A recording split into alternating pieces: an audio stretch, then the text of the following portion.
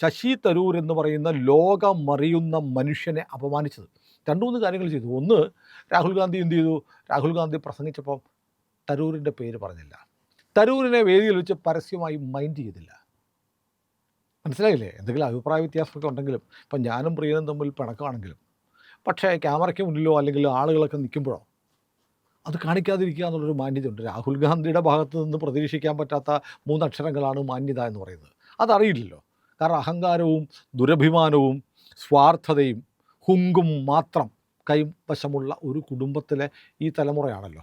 അതുകൊണ്ട് രാഹുൽ ഗാന്ധി എന്ന് പറയുന്ന ആൾ നമ്മുടെ പാർലമെൻറ്റിലും ഒക്കെ നടത്തിക്കൊണ്ടിരിക്കുന്ന അഹങ്കാരം നിറഞ്ഞ, ഗർവ് നിറഞ്ഞ, അഹന്ത നിറഞ്ഞ, മറ്റുള്ളവരോട് ബഹുമാനമില്ലാത്ത പെരുമാറ്റത്തിൻ്റെ വേറൊരു ഉദാഹരണമാണ് തരൂരിനെ അപമാനിച്ചത്. തരൂരിന് ഈ പറഞ്ഞ പോലെ തരൂരിൻ്റെ പേര് വിളിച്ചില്ല, തരൂരിനെ കണ്ടിട്ട് മൈൻഡ് ചെയ്തില്ല. തീർന്നില്ല, പരിപാടിയുടെ പ്രോട്ടോക്കോൾ അനുസരിച്ച് നിശ്ചയിച്ചിരുന്നത് ശശി തരൂർ പ്രസംഗിക്കും. വർക്കിംഗ് കമ്മിറ്റി അംഗമാണ്. അപ്പോൾ ഏറ്റവും സമുന്നതനായ നേതാവ് ശശി തരൂരാണ്. വർക്കിംഗ് കമ്മിറ്റി അംഗം രാഹുൽ ഗാന്ധി ഉണ്ട്. അപ്പോൾ ശശി തരൂർ എന്നുള്ള വർക്കിംഗ് കമ്മിറ്റി അംഗം പ്രസംഗിച്ചു കഴിഞ്ഞാൽ പിന്നെ രാഹുൽ ഗാന്ധി പ്രസംഗിക്കും.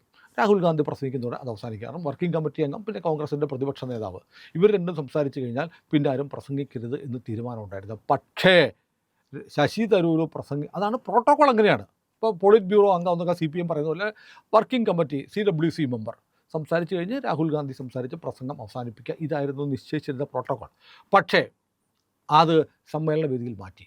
ശശി തരൂർ പ്രസംഗിച്ചതിന് ശേഷം, രാഹുൽ ഗാന്ധിയും പ്രസംഗിച്ചതിന് ശേഷം പിന്നീട് ഒരുപാട് അവരെക്കാളൊക്കെ റാങ്ക് വൈസ് ഒരുപാട് താഴെയുള്ള ആളുകളെ പ്രസംഗിപ്പിച്ചു. അത് വലിയൊരു അപമാനമാണ്. കാരണം പ്രോട്ടോക്കോൾ ഉണ്ടാക്കി വെച്ചു. അതിൻ്റെ ഓരോരുത്തരുടെയും ഹയറാർക്കി അനുസരിച്ച് സംസാരിക്കുക എന്നുള്ളത്. തരൂർ പ്രസംഗിച്ച് കഴിഞ്ഞാൽ അതിനുശേഷം ഞങ്ങളുടെ വില്ലേജ് കമ്മിറ്റി അംഗം പ്രസംഗിക്കും എന്ന് പറഞ്ഞാൽ തരൂരിനെ ആക്ഷേപിക്കലാണ്. രാഹുൽ ഗാന്ധിക്ക് പിന്നെ ഒരു അപമാനമല്ല, കാരണം രാഹുൽ ഇത് തീരുമാനിച്ചതാണ്.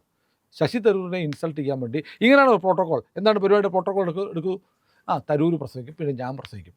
അതുകൊണ്ട് അങ്ങനെയൊന്നും വേണ്ട, അത് 3-4 പേരാണ് പ്രസംഗിക്കുക, അങ്ങനെ അയാൾ അത്ര വലിയ പുള്ളിയല്ല എന്ന് അയാൾക്കും തോന്നണ്ട, ലോകം അറിയണ്ട എന്ന് പറഞ്ഞ് ഈ പട്ടിക പ്രോട്ടോക്കോൾ പ്രകാരം നിശ്ചയിച്ചിരുന്ന പട്ടിക അട്ടിമറിച്ചത് രാഹുൽ ഗാന്ധി നേരിട്ടാണ് എന്ന് തോന്നിപ്പിക്കുന്ന തരത്തിലാണ് രാഹുൽ പെരുമാറിയത്.